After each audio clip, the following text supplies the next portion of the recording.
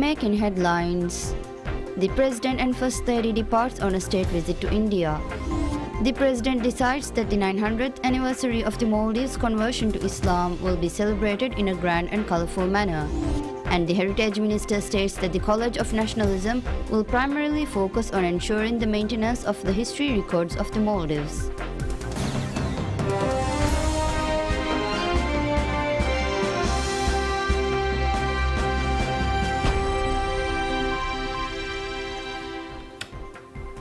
Bismillahirrahmanirrahim. Assalamu alaikum. Hello and welcome to PSM News in English with me, Mariam Shamshad.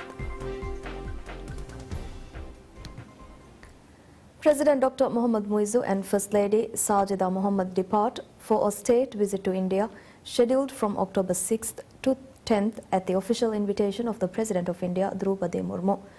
During the visit, President Muizzu will engage in high-level discussions with President Murmu, Prime Minister Narendra Modi and other senior Indian government officials. This marks President Muizzu's first state visit to India since taking office. According to the President's office, all hospitality arrangements for the Maldivian delegation will be provided by the Indian government. Previously, President Muizzu met with Prime Minister Modi in December 2023 on the sidelines of the COP28 International Environment Conference.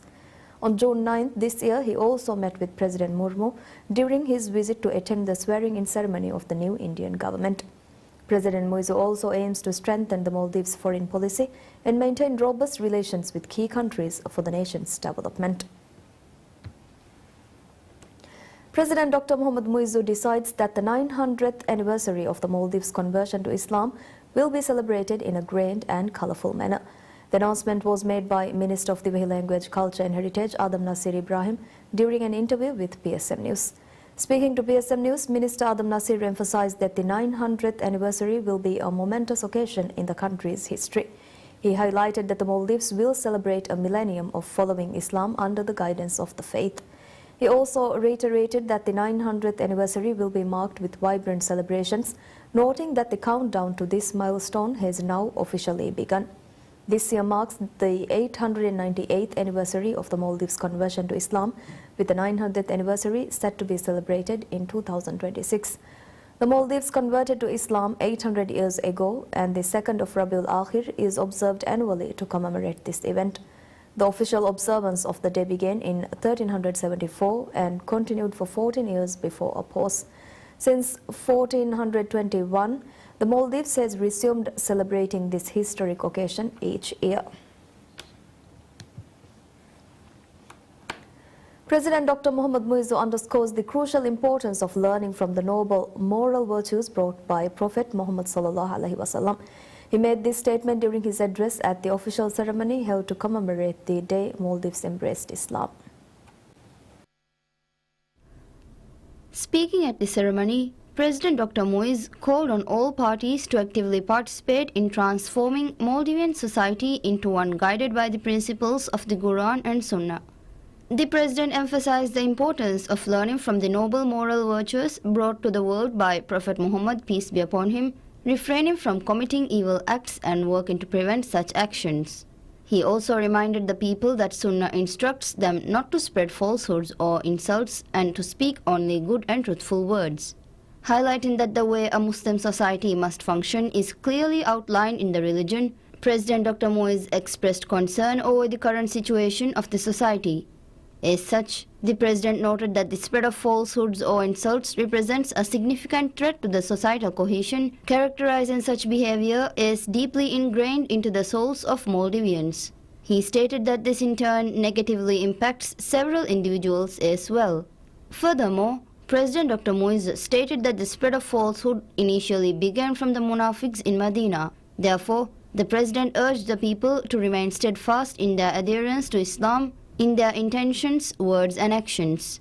He also called on individuals to refrain from spreading falsehood and evil acts. Noting that the conversion of the Maldivian people to Islam was driven by the peace and security that Islam brings, the President explained that at the time of the nation's conversion, the Maldives was under attack and persecution by a regional power.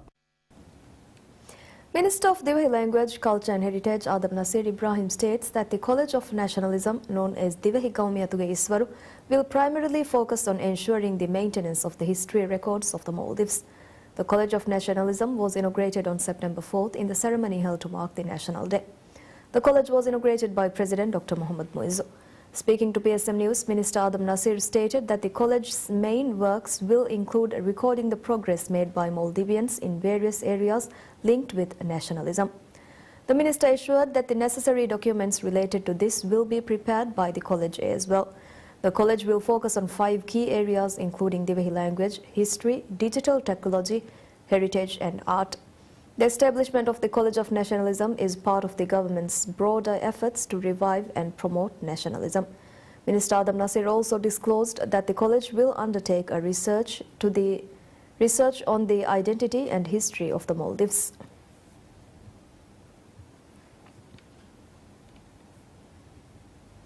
Minister of Tourism Ibrahim Faisal reveals that the government aims to increase the revenue generated through the tourism industry to $7 billion during this tenure. Speaking on a program aired on PSMNews, Minister Faisal reiterated the government's overarching goal of boosting the revenue generated from tourism. The tourism industry contributes the greatest portion of the state revenue. The minister stated that the government has adopted plans to boost the revenue to $7 billion, adding that efforts are also underway to increase tourist arrivals to 4 million annually. Furthermore, Minister Faisal emphasized the efforts exerted to increase the tourist arrival from China and India. The minister stated that while over 200,000 Chinese tourists have visited the Maldives, the aim is to increase the number of tourists welcomed from China to 300,000, breaking the 2019 record. In 2019, the Maldives welcomed a total of 284,000 tourists from China. This represents the largest influx of the tourists from the Chinese market to this date. Despite the tourist arrivals from India being low earlier this year, Minister Faisal disclosed that the tourist arrivals from India have slowly begun increasing. He expressed optimism in the Indian market, stating that the tourist arrivals from India will progress during the upcoming high season. The Ministry of Tourism records a 9.6% increase in tourist arrivals to the Maldives as of September compared to the same period last year. The latest statistics released by the Tourism Ministry show that 1.49 million tourists visited the Maldives by September this year, up from 1.36 million during the same time last year. The statistics show that February saw the highest monthly arrivals, with 200,000 tourists visiting. In September, there were 132,799 arrivals, which is a 1.4% increase compared to the 130,967 arrivals recorded during the same month last year. The statistics also reveal that China is the leading source of tourists, contributing 221,000 arrivals, followed by Russia with 162,000 and the UK with 126,000. On average, 4,427 tourists arrive in the Maldives daily, and they typically stay for 7 days. The government has set a target of attracting 2 million tourists by the end of this year. With 507,000 more tourists needed, the government expects to meet this goal by December. Ministry of Transport and Civil Aviation states that efforts are underway to ensure that the mechanical parking systems can be utilized by the public. The ministry revealed this initiative is part of Male Fahi program launched to address parking issues. Mechanical parking systems were first established in Hurumale in 2017, designated to accommodate four-wheeled vehicles. A total of 8 systems with 225 parking slots were developed in various locations in Hurumale Phase 1. However, the public has expressed concern as these systems have not been utilized up to this date. The systems, which were previously under the Housing Development Corporation (HDC), have now been transferred under the Transport Ministry. Minister of Transport and Civil Aviation Muhammad Amin previously announced the decision of relocating these systems to Hurumale Phase 2. He noted that these parking slots will be leased to the public at a very small price. The Transport Ministry stated that preparation efforts are currently underway to launch this project, highlighting that this work can be done with the collective efforts of state-owned enterprises. The ministry noted that this initiative will play a pivotal role in addressing parking issues and reduce the number of vehicles parked illegally. It further revealed that the policies and prices related to the mechanical parking systems will be publicized in the near future. While the government is exerting efforts to initiate the operations of the mechanical parking system, 2 lane plots have been designated as a temporary parking zone. The Transport Ministry stated that these lane plots are being utilized to resolve the parking issues and road congestion and to prevent such vehicle owners from incurring fines. The Maldives immigration reveals that 2 accommodation blocks in Hurumale were raided, leading to the arrest of 8 foreigners. The immigration said that the arrests were made as part of an ongoing operation targeting illegal immigrants in the Greater Malé region who are conducting businesses without valid visas. Immigration officers inspected accommodations in Hurumale on October 3rd, where the 8 individuals were detained. The operation was carried out by immigration officer trainees as part of their special training program for new recruits. The immigration said that a mass inspection took place in Hurumale Phase 1 and 2 in September, during which 314 locations were searched, resulting in the arrest of 28 foreigners. These efforts are part of a broader initiative by immigration, which includes not only identifying illegal immigrants, but also inspecting food establishments that may pose public safety risks and checking the residences of foreign nationals. The immigration has deported 4,054 illegal immigrants since November 17 last year. Controller General of Immigration Muhammad Shamman has highlighted the positive outcomes of these efforts. He also expressed the government's goal to address the issue of illegal immigration within the next 3 years. Maldives Meteorological Service Met Office announces adverse and rainy weather conditions for the next 5 days. Met Office reported that adverse weather conditions are expected to affect multiple regions of the Maldives, noting that the central and southern atolls are likely to experience heavy rainfall. Met Office also urged all individuals to remain cautious of the weather conditions as strong winds and rough seas are expected. While the Maldives has been experiencing adverse weather in various periods, the current weather patterns are attributable to the southwest monsoon.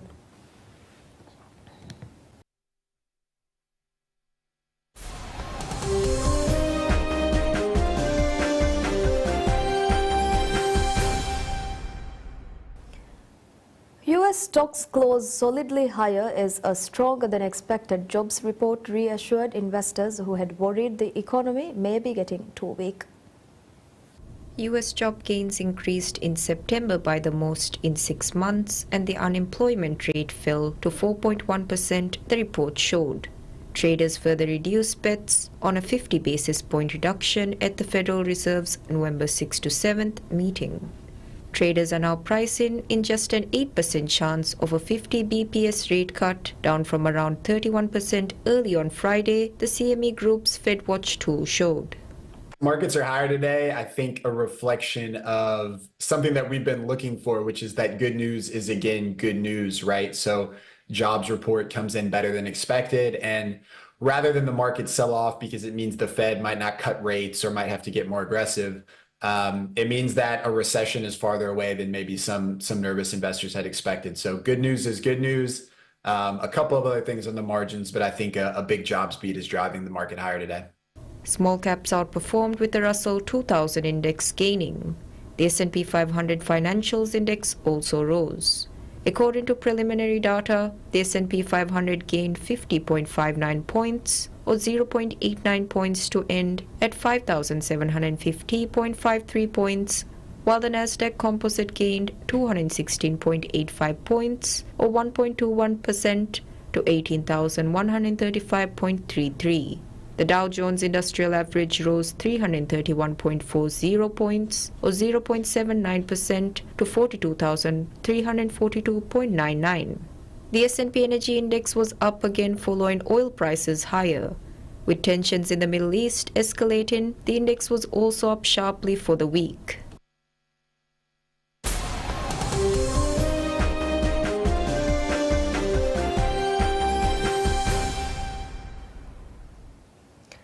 An Israeli strike hit Lebanon's northern city of Tripoli for the first time after more bombardment hit Beirut's suburbs, and Israeli troops sought to make new ground incursions into southern Lebanon.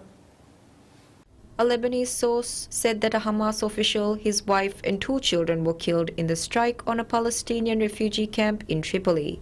Hamas-affiliated media said the strike killed a leader of the group's armed wing.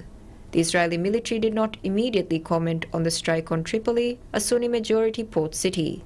Israel has sharply expanded its strikes on Lebanon in recent weeks after nearly a year of exchanging fire with Lebanon's Iran-backed armed group Hezbollah.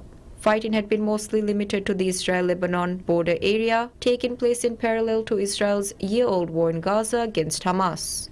Israel has been carrying out nightly bombardment of Beirut's once densely populated southern suburbs, a stronghold of Hezbollah. Overnight, a military spokesman issued 3 alerts for residents there to evacuate, and witnesses then heard at least 1 blast.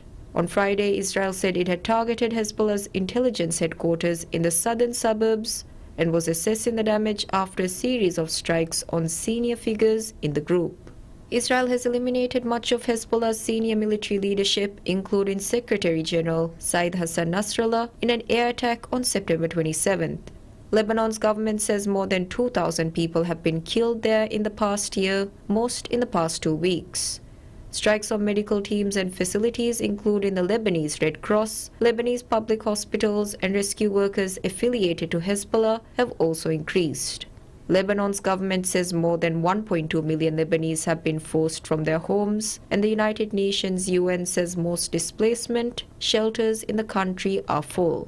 Many had gone north to Tripoli or to neighboring Syria, but an Israeli strike on Friday closed the main border crossing between Lebanon and Syria.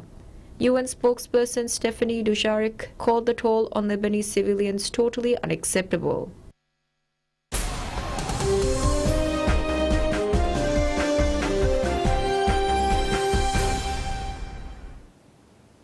Former US Open champion Coco Gauff fights back from a set down to beat Spain's Paula Badosa 4-6, 6-4, 6-2 at the China Open in Beijing on Saturday and set up a final with Czech's Karolina Muchova.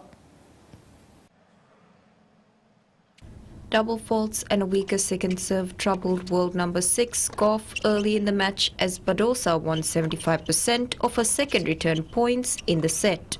Badosa broke to go 3-2 up, but Gauff fought back, making it 4-4 after a marathon game, where Badosa saved 10 break points, but a persistent Gauff ultimately prevailed.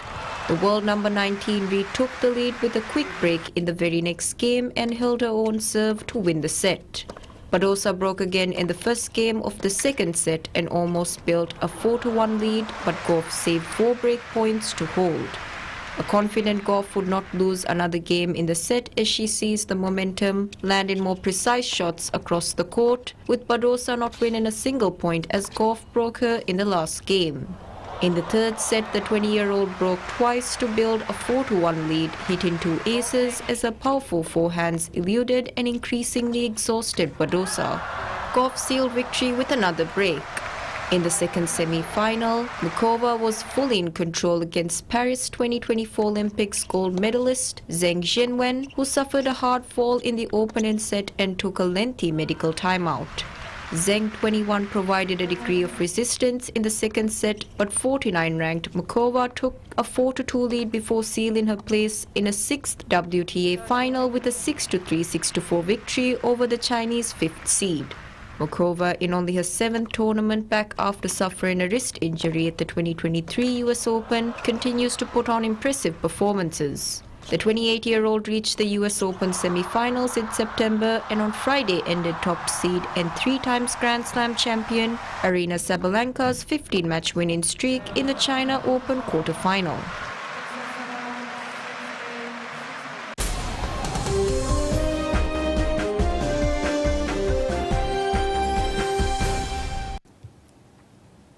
Next week's Nobel Prize announcements will crown achievements that made the world a better place, a glimmer of optimism amid a spiraling Middle East conflict, war in Ukraine, famine in Sudan, and a collapsing climate.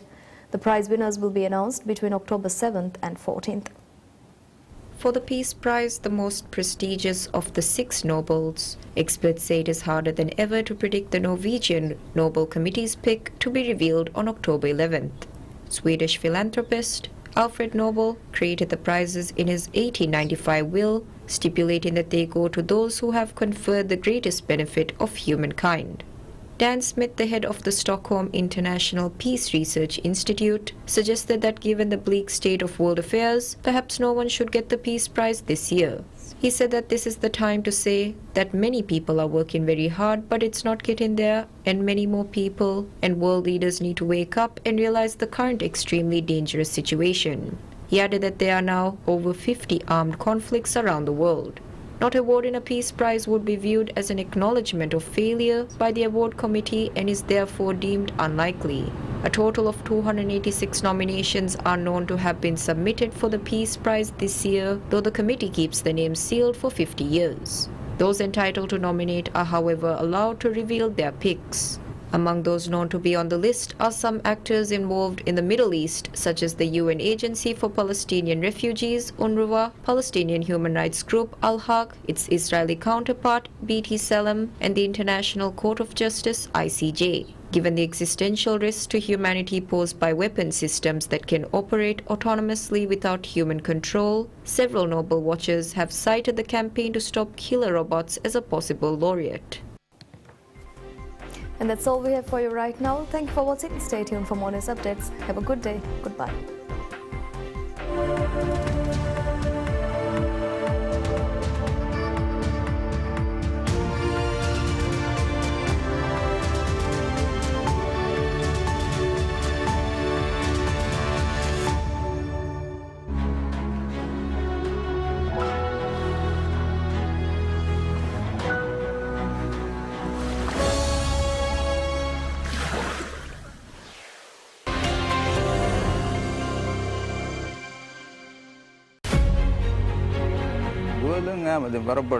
Relax है mind fresh है अब तो मैं लोग में दुए हेदी में आउन के इम्यून सिस्टम से बवारो का दे आगटंग इनी मा एमी है मजबूर वाने